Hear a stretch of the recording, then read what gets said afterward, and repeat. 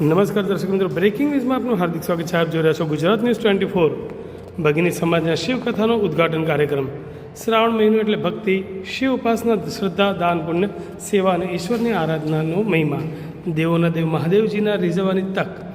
શિવ ભક્તજનો આ પવિત્ર શ્રાવણ માસમાં શિવ મહિમા અને શિવકથાનું શ્રવણ કરી શકે તે માટે 13 ઓગસ્ટ 2026થી 19 ઓગસ્ટ 2026 દરમિયાન પાટણ નિવાસી જાણીતા વિદ્વાન વિદુષી શિવ ઉપાસક રેખાબેન જાનીના સ્વમુખે શિવ મહાપુરાણ કથા ભગીની સમાજમાં દરરોજ બપોરે 3 થી 5 દરમિયાન આયોજન કરેલ છે. તેનું ઉદ્ઘાટન ભગીની સમાજના ટ્રસ્ટી લીનાબેન દેસાઈના હસ્તે અખંડ દીપ જ્યોતથી કરવામાં આવ્યું. શિવ ઉપાસક રેખાબેન જાનીએ ખૂબ જ સરળ અને રસાળ શૈલીમાં શિવકથાની શરૂઆત કરી. ભક્તોએ શા માટે શિવ ઉપાસના કરવી જોઈએ, કેવી રીતે શિવ ઉપાસના કરી શકાય, વ્યાસપીઠ પર બિરાજમાન કથાકાર અને કથા શ્રવણ કરનાર શ્રાવિકોના કથામાં લક્ષણો કેવા હોવા જોઈએ વગેરેની શ્રેષ્ઠ માહિતી રેખાબેને સમજાવી હતી.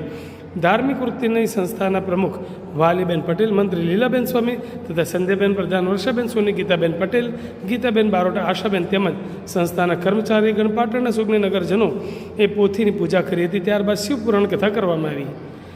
ઓસ્ટ્રેલિયા નિવાસી દિવ્યાનીબેન તેજસભાઈ પટેલના જન્મદિવસ નિમિત્તે તેમના તરફથી સૂકા મેવાનો પ્રસાદ અને ભેટ ₹1100 તેમજ ₹1100 ગીતાબેન બારોટે પણ કથા નિમિત્તે ભેટ આપ્યા હતા. આ શ્રવણ બાદ મહાકાળીના મંદિરના વિદ્વાન માય ભક્ત શ્રી અશોકભાઈ વ્યાસ અને તેમના ધર્મપત્નીએ આરતીનો લાભ લીધો હતો. તેમજ અશોકભાઈએ પણ શિવ મહિમા વિશે ભક્તોને લાભાન્વિત કર્યા હતા.